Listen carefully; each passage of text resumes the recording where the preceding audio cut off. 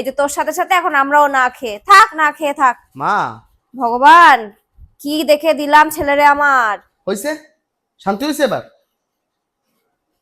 সারাদিন কাজকর্ম এসে একটু মুখে দুমুটো খাও তুমি তোমার খাবার। হ্যাঁ মা, বলো। হ্যালো।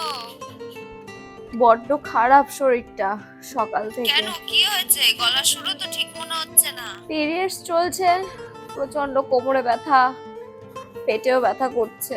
ও, তো জামাই কোথায়? ও এই যে অফিস থেকে আসলো, এই রান্না করতে পারিনি যার জন্য অনেক বেশি কথা বললো বলে চলে গেল নিচের দিকে।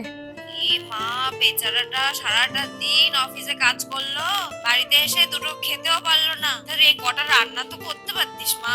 মা, এই কথা তুমি বলছো? তুমি জানো না যে একটা মেয়ের পিরিয়ডস হলে কতটা প্রবলেম হয়, কতটা পেন হয়, কত মুড সুইং হয়? তুমি তারপরে এরকম কি করে বলছো?